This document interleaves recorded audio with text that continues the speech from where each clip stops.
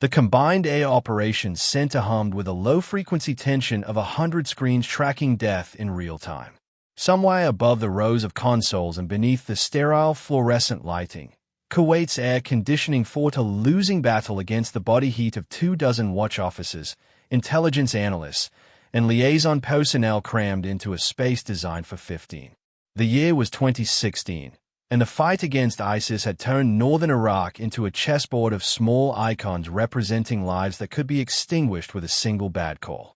Major Elena Valkyrie Ruiz stood near the back wall, flight suit still damp with sweat from her pre-flight checks, helmet cradled under one arm like a forgotten prayer. She wasn't supposed to be here. Her tasking had been simple: orbit, standby, be available if needed. But the SEAL mission, the one everyone had dismissed as routine during this morning's briefing, had gone sideways 30 minutes ago, and now she couldn't look away from the overhead displays. A small blue icon blinked on screen 3, representing 8 souls trapped in the labyrinth of Mosul's eastern neighborhoods. Around them, red symbols multiplied like a rash, enemy contacts pouring in from 3 directions, converging on the Americans with the inevitability of wolves surrounding wounded prey. Negative. Viper 2-1, you are denied CAS at this time. Captain Derek Morrison's voice carried across the operations floor with the confidence of someone who'd never been shot at. 28 years old, 2 deployments spent entirely in air-conditioned boxes, and he spoke with the authority of a man convinced that procedures were more important than pulse rates. The radio crackled with a SEAL JTAC's response. His voice was tight, professional, but there was something underneath it that made Elena's jaw clench, the forced calm of a man watching his brothers bleed. Viper, we have multiple wounded, enemy reinforcements closing from north and east. Requesting immediate danger close CAS on coordinates already passed. We need fires now. Morrison barely glanced at the screen. Viper 2-1, be advised you are within 300 meters of both a mosque and a hospital. ROE does not permit kinetic engagement. You need to break contact and move to alternate exfil point. There is no alternate exfil. The JTAC's words came faster now. We've got 1 man who can't walk, another with a head injury, and about 40 ISIS fighters who really want us dead. We need those warthogs cleared hot. Around the CAOC floor, other personnel shifted uncomfortably. A few exchanged glances. No one spoke up. Morrison turned to his superior, a light colonel whose name tape read Hendricks, and whose expression suggested he smelled something unpleasant. So, this is exactly the kind of situation that gets people relieved. 1 bad video, 1 misidentified target, and we're all testifying before Congress. Hendricks nodded slowly, eyes on the blinking icon. What aircraft do we have on station? 2 A-10s. Valkyrie flight. Sufficient fuel, full combat load. Morrison's finger traced across his console. But Valkyrie 2 has that ROE incident from last year still on her jacket. The one with the Rangers in Somalia.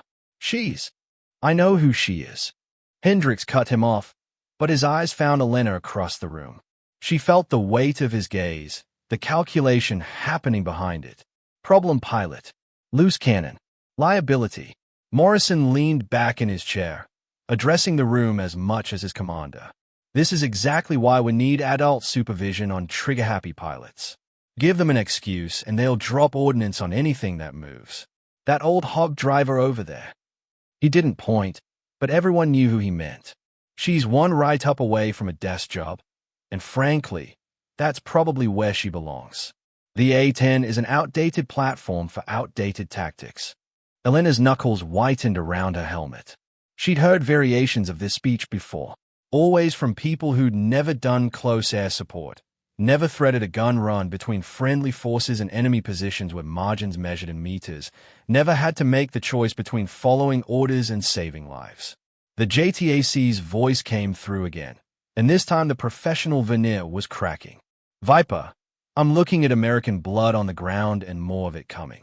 Either clear those A-10s hot or tell me now so I can figure out how to get my people out of here on our own.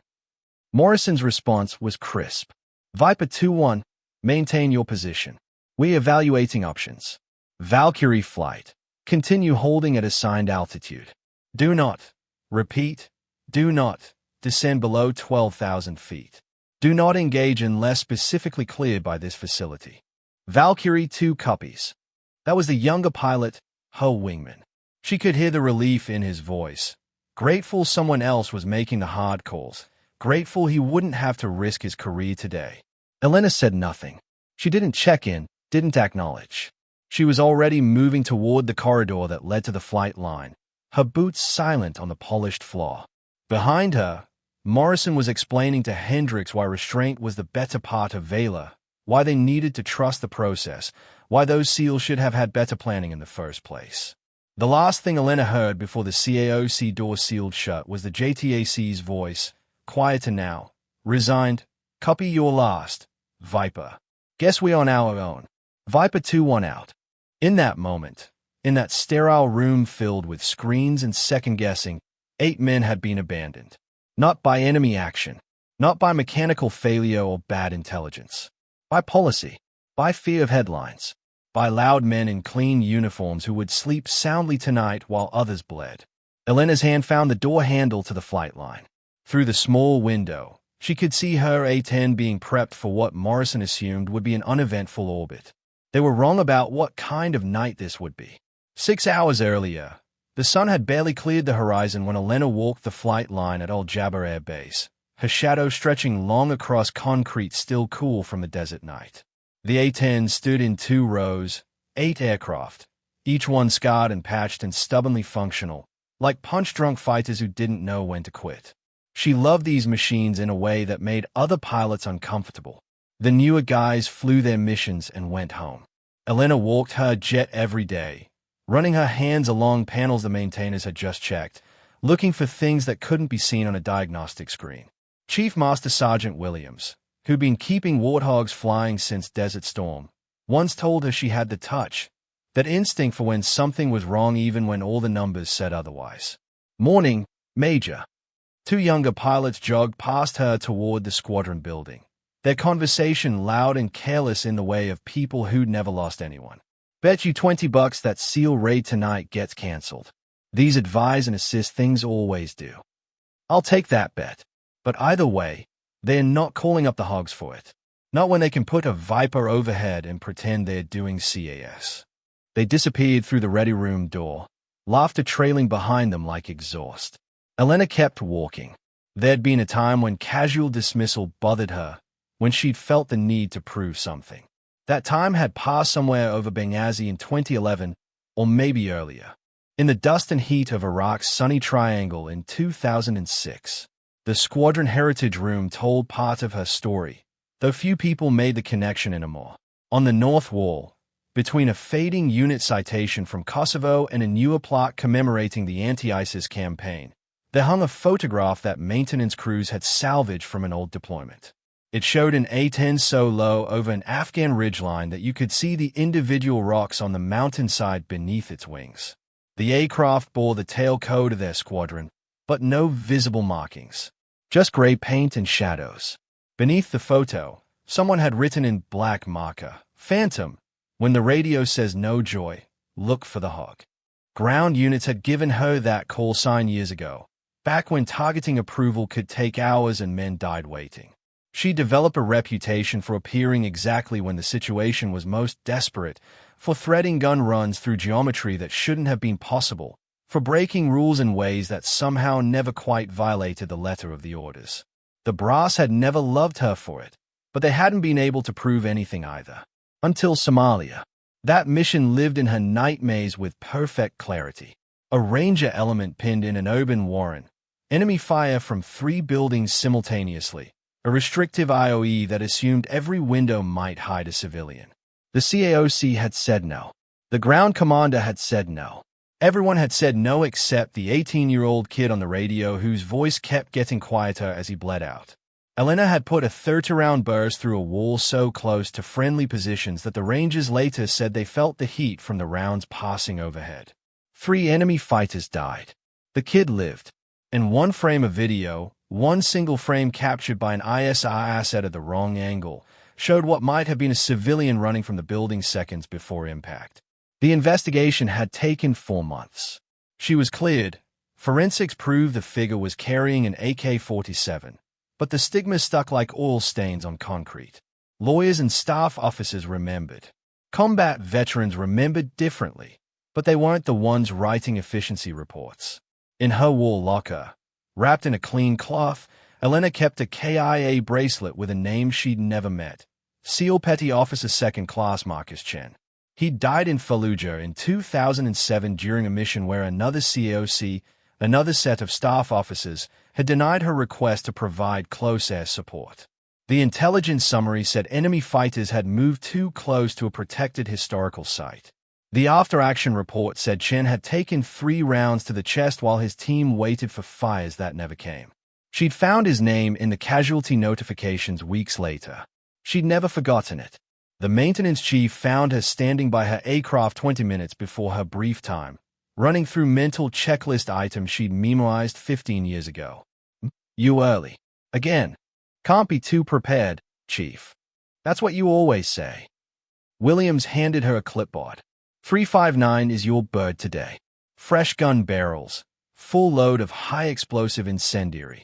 She'll bite hard if you need her to. Let's hope I don't. But Elena signed the forms and climbed the ladder anyway, settling into the cockpit like coming home. The A-10 wasn't elegant. It wasn't fast, but it was honest in a way that newer aircraft weren't, brutal and straightforward and utterly committed to the mission of keeping ground forces alive. She didn't know yet that tonight, that mission would cost her everything she'd quietly rebuilt. She only knew that somewhere in Mosul, men were preparing to step into darkness, trusting that someone would be watching their backs, that someone was always supposed to be her. The afternoon mission brief took place in a room that smelled of stale coffee and institutional anxiety. Colonel Hendricks stood at the podium with the righteous posture of a man who'd found his calling in PowerPoint slides and risk mitigation. Behind him, the day's air tasking order glowed on a projection screen, a maze of target sets, restricted areas, and coordination measures that turned warfare into a geometry problem. Gentlemen, and Major Ruiz. Hendricks offered the acknowledgement like he was doing her a favor. Today's operations continue our methodical degradation of ISIS command and control in the Mosul environs. I want to emphasize, and I cannot emphasize this strongly enough, that we are under intense scrutiny from every level of command, from the media, and from our allies on the ground. Zero tolerance for civilian casualties. Zero tolerance for procedural deviations. Zero tolerance for cowboy behavior.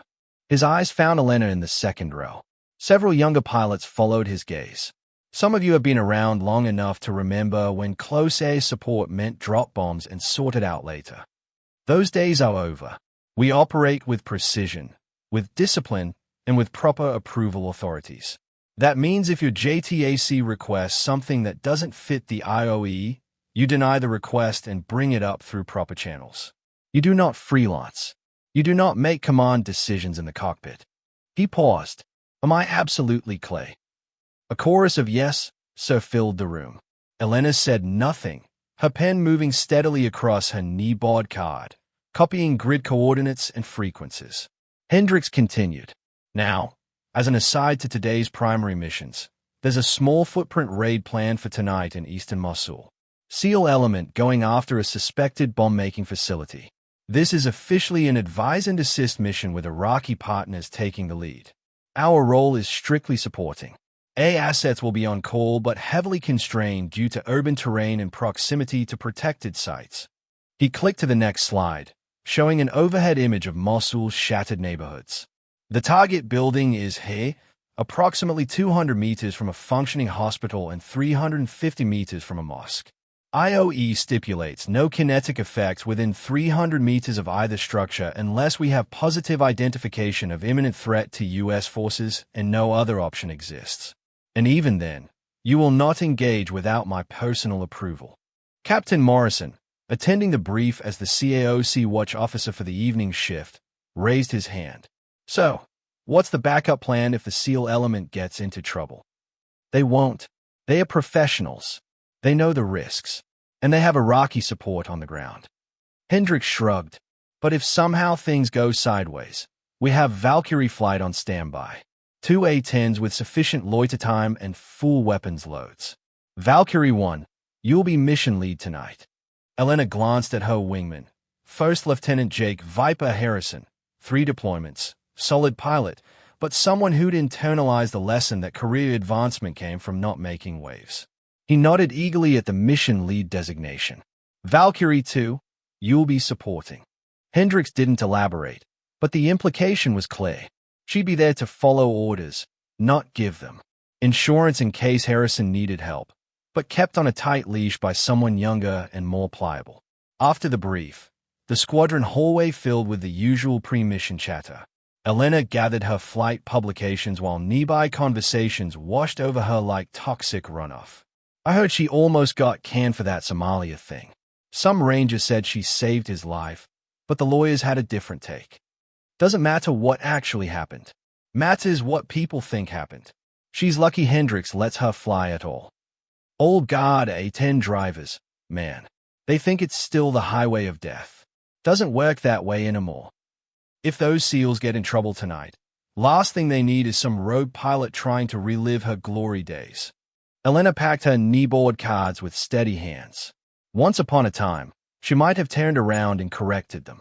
Might have explained that danger close didn't mean reckless, that sometimes the greatest risk was doing nothing. But she'd learned that teaching happened in the cockpit, not the hallway. The ones worth reaching would figure it out eventually. The others would wash out or spend their careers at altitude, dropping weapons on empty buildings and calling it combat. 200 miles north, in a staging area outside Mosul, the SEAL platoon was conducting their own brief. Chief Petty Officer James Hawk Dawson, the JTAC, studied the target folder with the professional paranoia of someone who'd seen too many routine missions go wrong. Air support, the platoon leader asked. 2 hogs on call, but the leash is tight. CAOC says we're in a protected urban environment. Hawk made air quotes with his fingers. Translation: don't count on much unless we're literally dying. One of the youngest SEALs laughed without humor. So basically every other Tuesday. Basically. Hawk tapped the map. We're bottom of the priority stack tonight. They've got strikes going in west of Mosul, deeper penetration stuff. We're supposed to be in and out before anyone notices. If it goes loud, we're on our own until Higher decides whether saving us is worth the risk to someone's career. Nobody disputed this assessment. They'd all been on missions where the biggest threat wasn't the enemy. It was the chain of command's fear of making decisions. You planned for it. You brought more ammunition. You accepted that sometimes support meant moral support and not much else. As darkness fell over Iraq, 2 parallel preparations reached completion. Elena strapped into aircraft 359, running through checks with the mechanical precision of ritual.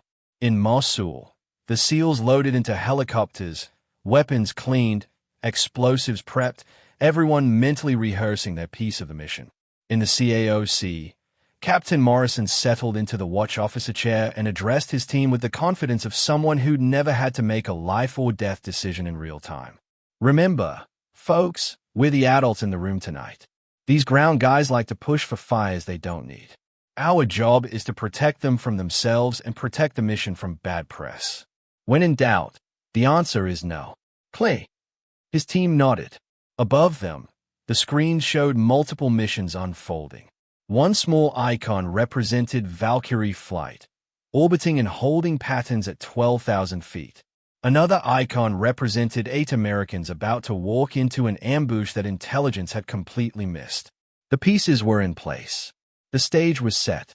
All that remained was for someone to be loud in the right way, or quiet in the right way, and see which approach kept people alive when the shooting started.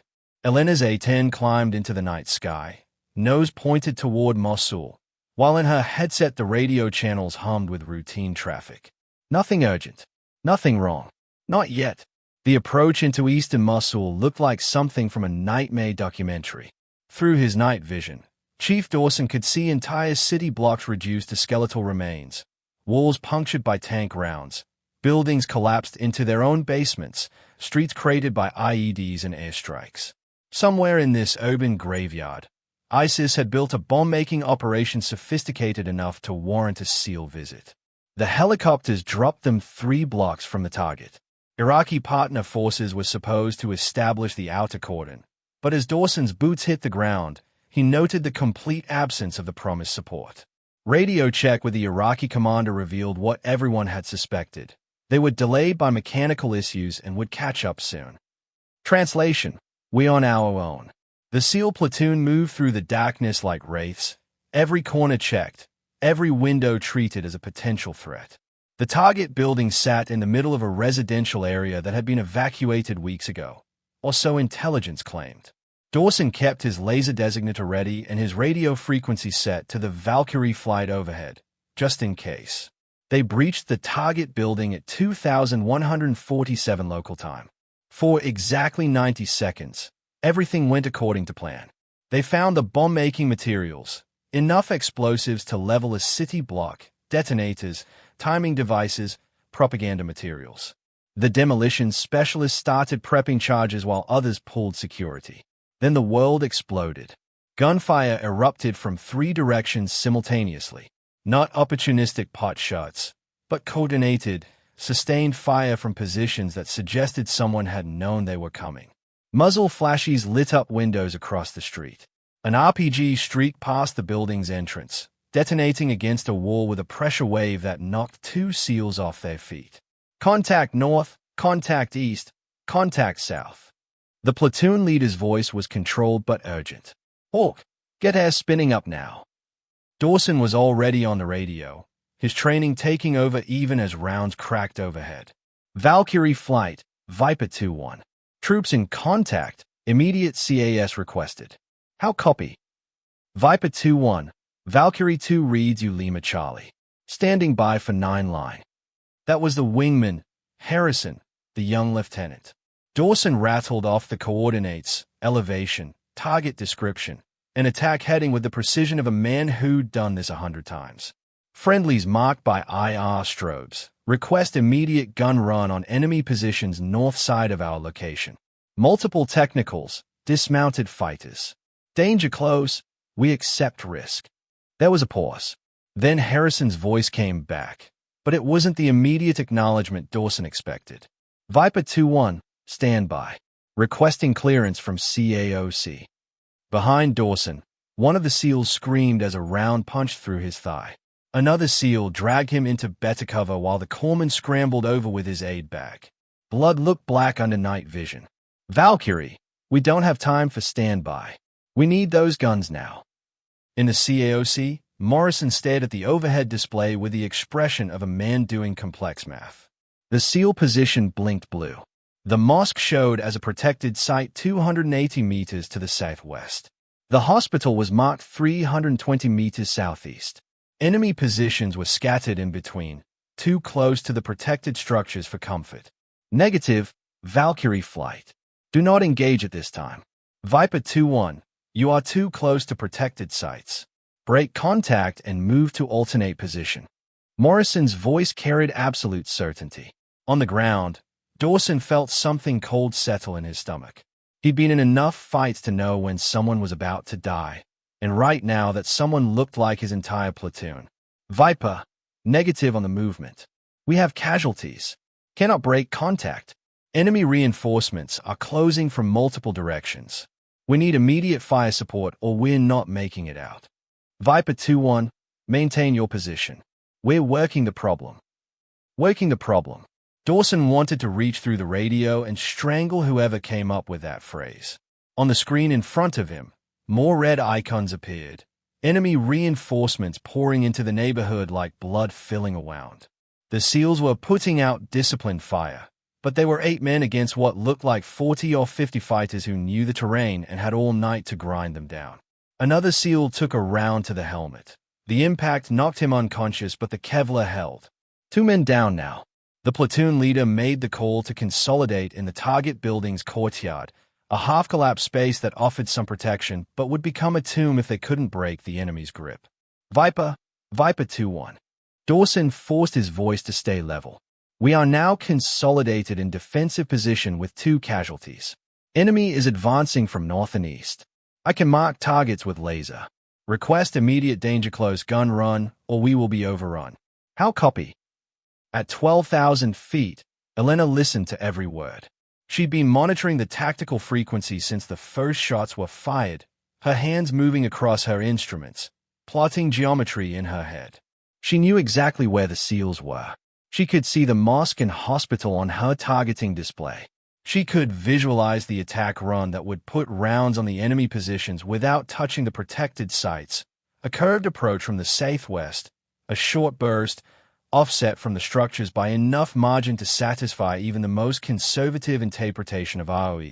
But she wasn't mission lead. Harrison was. And Harrison was waiting for the CAOC to tell him what to do. Valkyrie flight, hold your position. Do not descend below assigned altitude. Morrison's voice. Viper 2-1, we cannot authorize kinetic effects in your current position. You need to find a way to break contact on your own. There is no break contact. For the first time, Dawson's professional calm cracked. We have wounded who can't walk, we're surrounded, and they are about to rush us. Either you clear those hogs, or you can explain to my wife why I died waiting for permission. The CAOC floor went silent. Several watch officers looked at Morrison, waiting for him to make the call. He stared at the screen, at the protected sites, at the potential CNN headline playing out in his imagination. Negative. ROE does not permit. You'll have to hold until we can arrange ground QRF. Ground QRF is 30 minutes out. Dawson was shouting now. We don't have 30 minutes. Elena's hand moved to her throttle. She made a decision that would define the rest of her career, for better or worse. Valkyrie 1. Valkyrie 2 is descending for a better look. Her voice was calm, almost casual, as if she were reporting a minor course adjustment instead of disobeying a direct order. Valkyrie 2, negative. Maintain altitude. Harrison's voice carried panic. Valkyrie 2, this is CAOC. Do not descend. Acknowledge. Elena switched her primary radio to the SEAL tactical frequency, a secondary channel that bypassed most of the CAOC chatter. Her A-10 dropped through the cloud layer, nose down, descending toward the hell of Mosul streets. Viper 2-1, Valkyrie 2. I'm coming down. Talk to me. At 4,000 feet, Elena broke through the smoke and haze that perpetually hung over Mosul. The city spread below her like a circuit board designed by madmen. Irregular streets, collapsed buildings, fires burning in random locations. Her targeting pod swiveled, the thermal imagery painting the battlefield in shades of white and black. There, the SEAL position showed as a cluster of hot signatures in a courtyard, surrounded by the geometric shapes of ruined walls. And there, dozens of enemy fighters advancing in loose formation, their heat signatures betraying their positions even as they used rubble for cover. Viper 2-1, Valkyrie 2. I have visual on your strobes, and I see your problems. Multiple enemy positions moving on you from north and northeast. Can you mark the closest threat with your laser? Dawson's response was immediate, the relief in his voice palpable. Valkyrie 2, affirm. Lasing now. Closest threat is approximately 40 meters north of our position. Second group is. I see them both. Elena's eyes tracked across her displays, building the attack profile in real time. The mosque sat well to the southwest. The hospital even further. The enemy positions formed a crescent to the north and east. If she came in from the west, flew a curved profile that bent away from the protected sites, she could put her gun right on target with comfortable margins. Every instinct, every hour of training and experience, told her this shot was not only possible but necessary. The geometry worked. The IOE technically allowed for defense of U.S. forces in imminent danger. But she also knew that the moment she pressed the trigger, her career was effectively over. Morrison and Hendricks would crucify her for disobeying orders, regardless of the outcome. In the courtyard below, one of the wounded SEALs had stopped responding to the corpsman. His bleeding wouldn't stop. The platoon leader was making the calculations every ground commander dreaded. How many more casualties before they couldn't carry everyone out? How long until they were too weak to fight? Whether to call for a suicide rescue attempt or just transmit their final coordinates for the body recovery team. Elena thought of Marcus Chen, the name on the bracelet in her locker. She thought of the ranger in Somalia who'd lived because she'd ignored the rules. She thought of every mission brief where officers like Morrison talked about acceptable risk while sitting in air-conditioned rooms. Viper 2-1, Valkyrie 2. Confirm you accept danger close. Confirm you want me to engage. Valkyrie 2. Dawson's voice was hoarse. We accept risk. We need you. Please. Copy. Cleared hot on my mark. Keep heads down.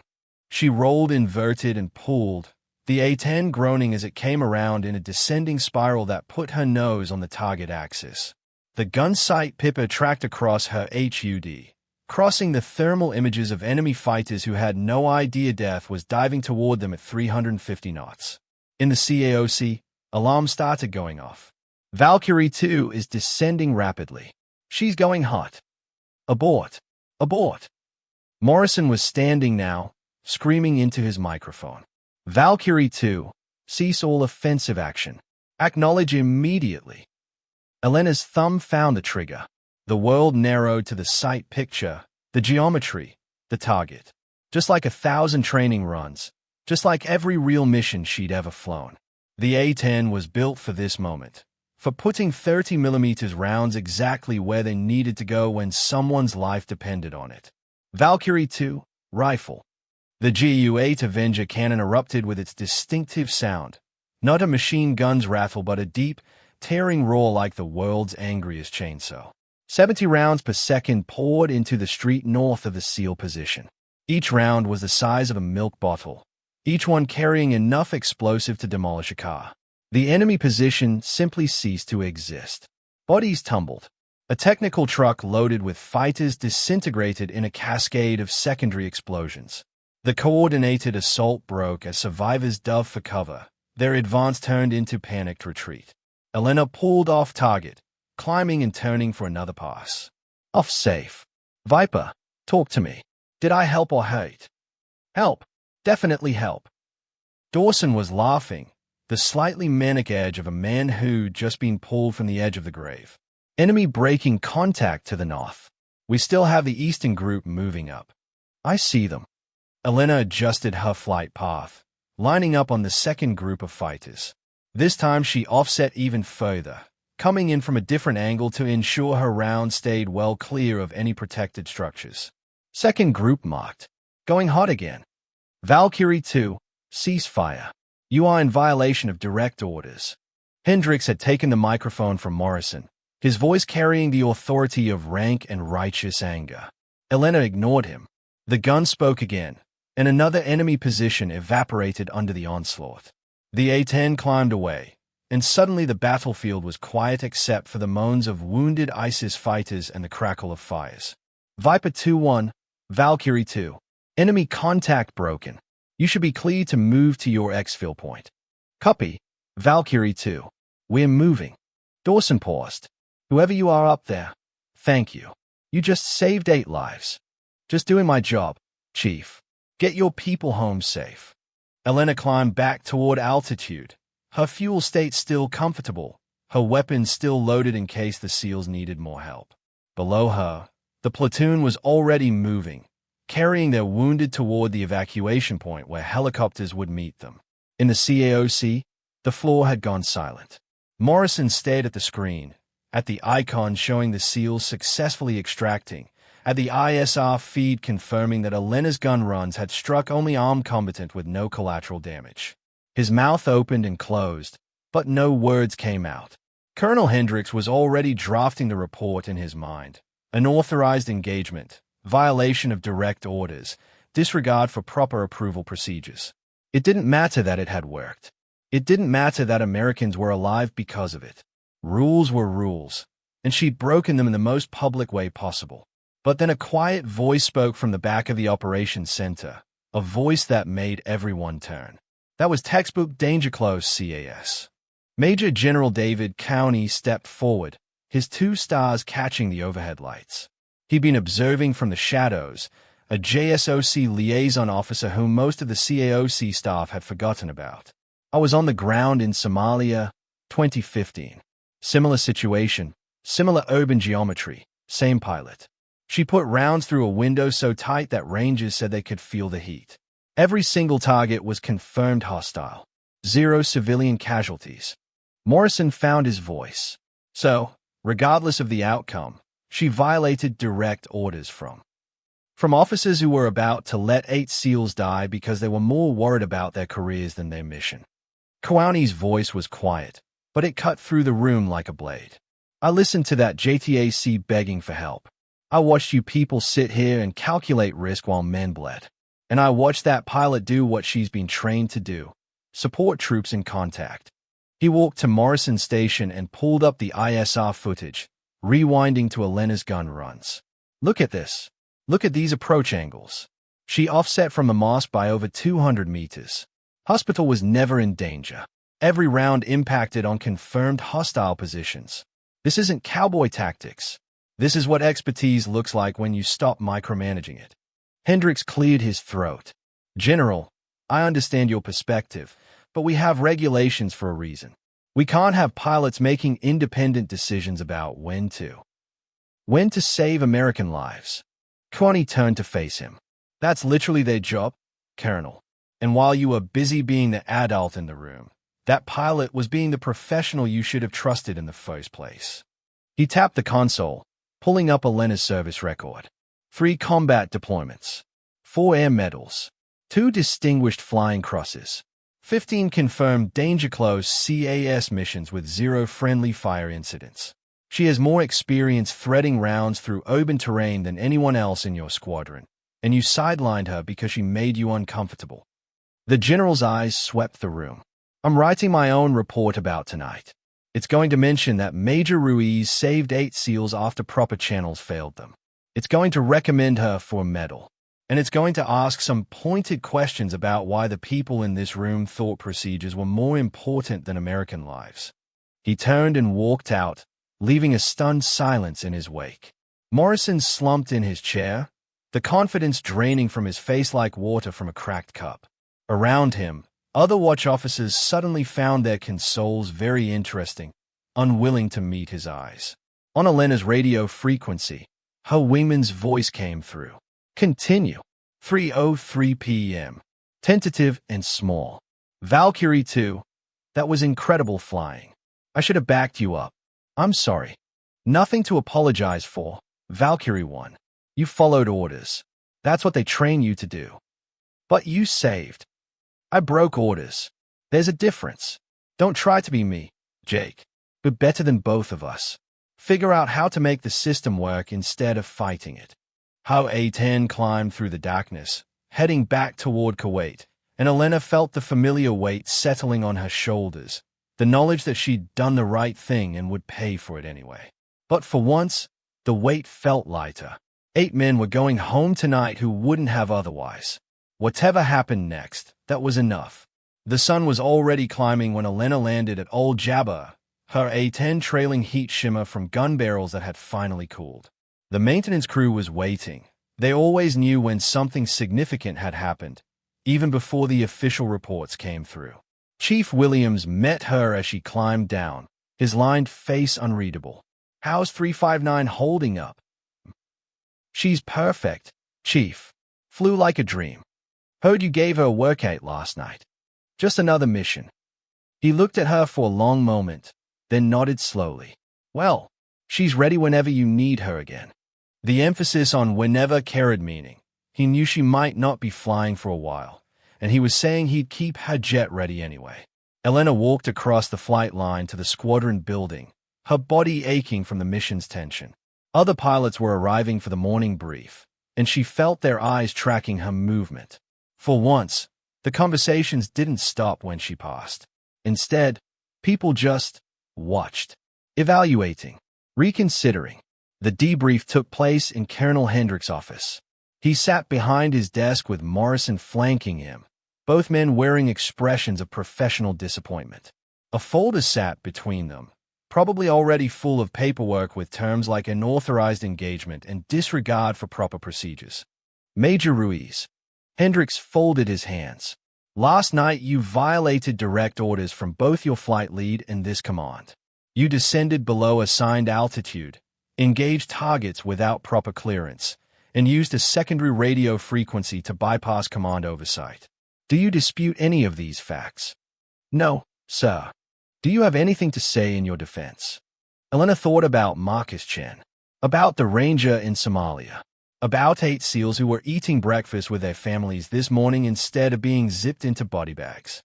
She thought about all the things she could say, all the justifications and explanations and technical arguments. No, sir. Hendricks nodded, as if this confirmed something. You're suspended from flight status pending a formal investigation. You'll remain available for questioning, but will not operate aircraft or participate in mission planning. The investigation will likely take several weeks. Depending on its findings, you may face anything from a letter of reprimand to court-martial. Do you understand? Yes, sir. You're dismissed. She stood, saluted, and turned to leave. As she reached the door, Hendricks spoke again, his voice quieter. For what it's worth, I'm glad those SEALs made it home. But we can't run an Air Force where every pilot decides for themselves when the rules apply. I hope you understand that. I do, sir. And she did. She just didn't agree with it. Outside the office, several younger pilots loitered in the hallway. They'd clearly been waiting. As Elena emerged, they parted to let her through. But this time there were no jokes, no comments about old hog drivers or outdated tactics. Lieutenant Harrison stepped forward, looking like he hadn't slept. Major Ruiz, I just wanted to say. Don't, Jake. Her voice was kind but firm. You did what you were supposed to do. The system failed, not you. But I should have. Should have what? Thrown away your career on faith. That's not how this works. You're going to be a great CAS pilot someday. You'll learn when to push back and when to hold. Last night was my choice, not yours. She walked past them, heading toward her locker to stow her gear. Behind her, she heard them whispering, but the tone was different now. Confused, maybe. Uncertain about things they'd been certain of yesterday. The squadron heritage room was empty when she passed it.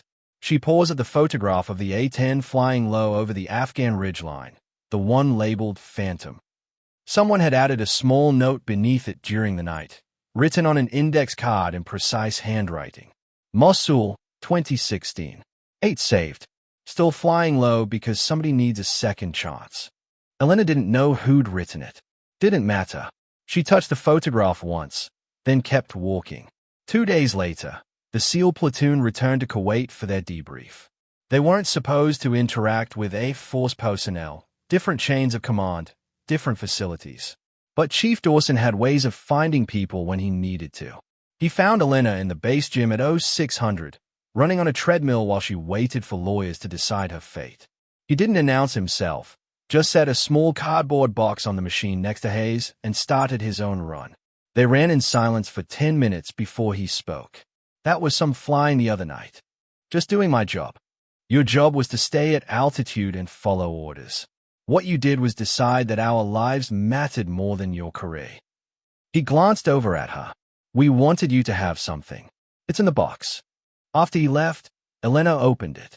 Inside was a SEAL platoon patch, the kind that took years to earn and meant membership in a brotherhood most people would never understand.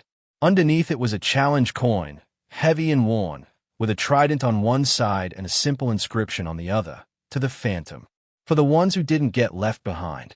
And at the bottom of the box, wrapped carefully in tissue paper, was a folded flag, the kind given to families at military funerals. A note explained, this belonged to Petty Officer Marcus Chen. His sister wanted you to have it. She said someone should carry it who understands what it means. Elena sat in the empty gym, holding the flag, and for the first time in years she let herself cry. Not for her career or the investigation or the uncertain future. For all the names she carried, the ones she'd saved and the ones she hadn't, and for the simple fact that sometimes doing the right thing meant standing alone. The investigation would eventually clear her. General Kouani's report carried weight, and ISR footage proved every shot was legitimate. She'd receive a letter of reprimand for the procedural violations but keep her wings. Morrison would transfer to a staff position where he couldn't hurt anyone. Hendricks would retire quietly. Harrison would become a better pilot than any of them, having learned that sometimes the loudest voice in the room is wrong. But that was all still to come. For now, Elena just sat with the memories of 8 voices calling for help in the darkness, and the knowledge that one more time, the Phantom had been there when it mattered most. Years later, a young pilot fresh from training would ask Chief Williams about the faded photograph in the heritage room. The old maintainer would look at it for a long moment before answering. That's from back when people understood what this job was really about. See, there's always going to be folks who think flying is about fancy technology and perfect procedures. And there's always going to be folks on the ground who need someone willing to fly low and take risks when the book says don't. That pilot, he tapped the photograph. She understood that you don't fly low for the glory. You fly low because somebody down there doesn't get a second chance. And if that means breaking a few rules, well, sometimes the rules need breaking. The brass never liked her much. Too quiet, too willing to trust her own judgment. But the ground pounders, they knew her by another name, called her Phantom, because she always showed up when everyone else said it was impossible. The young pilot studied the photograph, trying to imagine what it took to fly that low, that close, that precise. Whatever happened to her? William smiled. She's still around, teaching the next generation, still flying when they let her, still reminding people that all the technology and all the procedures in the world don't mean anything if you forget why we're up there in the first place. He turned back to his work, but his final words carried across the room. Some people need everyone to know they're heroes. Others just keep showing up, keep doing the job, keep being there when it matters. Those are the ones worth remembering. Those are the Phantoms. The young pilot would remember that conversation for the rest of his career, and when his moment came, when someone on the ground needed help and the radio said no, he'd remember the photograph and the story and the simple truth that sometimes the quietest professionals are the ones who change everything.